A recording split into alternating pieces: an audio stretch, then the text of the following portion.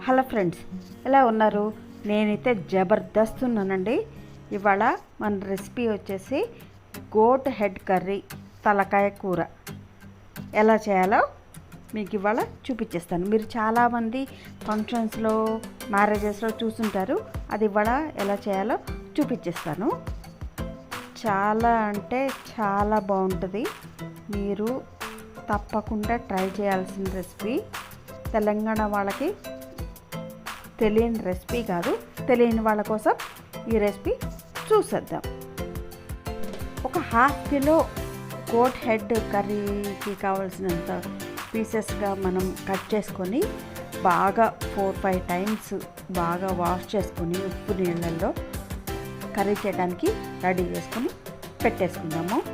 ఈ లోపల ఒక ప్రెషర్ కుక్కర్లో ఒక 5 టేబుల్ స్పూన్ ఆయిల్ తీసుకున్నాను. ఆ ఆయిల్ బాగా వేడెక్కిన తర్వాత ఒక 200 గ్రామ్స్ ఆనియన్స్, నేను గ్రేవీ ఎక్కువ రావటానికని ఆనియన్స్ ఎక్కువ తీసుకున్నాను. మీకు కావాలి అంటే కొంచెం తక్కువ తీసుకోవచ్చు, మీ ఇష్టం అన్నమాట. ఇది ఇప్పుడు ఆయిల్లో యాడ్ చేసేసుకుని బాగా మెత్తపడే వరకు ఫ్రై చేసుకోవాలి. మీకు కావలసినంత గ్రేవీ ఎక్కువ కావాలనుకోండి, ఎక్కువ తీసుకోండి. తక్కువ కావాలంటే తక్కువ తీసుకోండి. ఎక్కువ పల్చగా కావాలి, షోర్వా లాగా బిర్యానీలోకి కానీ బగారా రైస్లో కానీ కావాలంటే మీరు కొంచెం పల్చగా తీసుకోవచ్చు. కానీ వైట్ రైస్లోకి తినాలంటే ఇలా ఎక్కువ ఆనియన్స్ తీసుకోవాలి. అలాగే ఒక 10 గ్రీన్ చిల్లీస్ కట్ చేసుకున్నాను నిలువుగా, దాన్ని కూడా యాడ్ చేసుకుందాం. యాడ్ చేసుకుని బాగా ఉల్లిపాయలు మెత్తబడేంత వరకు ఫ్రై చేసుకోవాలి.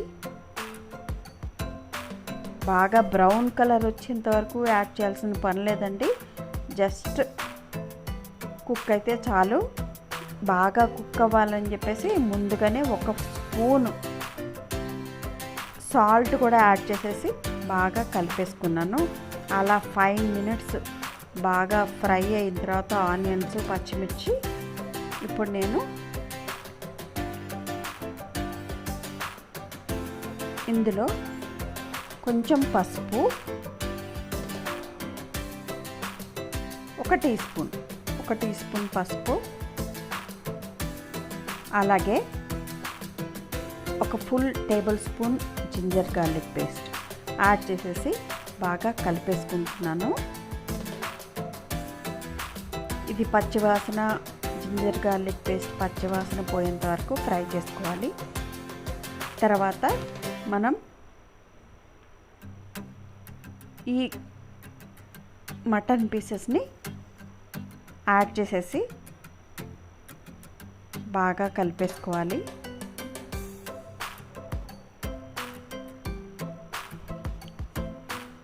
ఫంక్షన్ హాల్లో మనము మ్యారేజెస్లో ఇది చాలామంది టేస్ట్ చేసే ఉంటారు.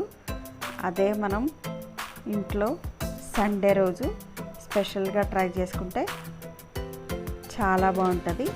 మంచి స్మెల్ కోసం కరివేపాకు కూడా యాడ్ చేసుకున్నాను. కరివేపాకు కూడా మస్ట్ అండ్ షుడ్. ఈ రెసిపీకి కరివేపాకు యాడ్ చేసేయండి.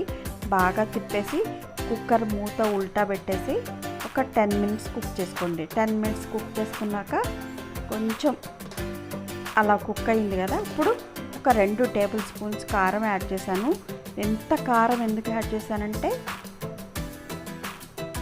చింతపండు రసం యాడ్ చేస్తాం కదా మనం ఇందులో, సో కారం అనేది ఉండదు. సో ఒక స్పూన్ గరం మసాలా కూడా యాడ్ చేసుకొని బాగా తిప్పేసుకున్నాను. తిప్పేసి ఒక 2 మినిట్స్ ఇలా ఫ్రై చేసుకున్నాక మనము ఒక పెద్ద నిమ్మకాయ అంత చింతపండుని నానబెట్టుకొని దాన్ని జ్యూస్ తీసి పెట్టుకోవాలి. ఆ జ్యూస్ తీసి పెట్టుకొని దీంట్లో యాడ్ చేస్తాము. ఇప్పుడు ఘాటు కోసం ఒక స్పూన్ మిరియాల పొడి కూడా యాడ్ చేశాను. ఏదన్నా జలుబు ఉంటే దెబ్బకి తగ్గిపోతుంది. సో చింతపండు జ్యూస్ తీసుకున్నాను కదా, ఇది కూడా నేను యాడ్ చేసేసుకుంటున్నాను. ఒక పెద్ద నిమ్మకాయ సైజ్ అంతా చింతపండు జ్యూస్ తీసి పెట్టుకున్నాను, అది యాడ్ చేసేసాను. ఇప్పుడు బాగా మిక్స్ చేసుకోవాలి.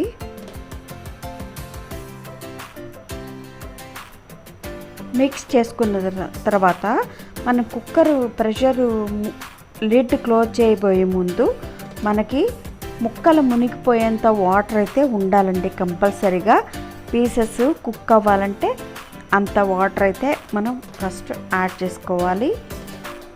కారం, జింజర్ గార్లిక్ పేస్టు, మిరియాల పొడి ముందుగా వేసుకోవాలి. ఎందుకంటే ఆ పీసెస్కి ఆ స్పైసెస్ అన్నీ బాగా పట్టాలన్నమాట.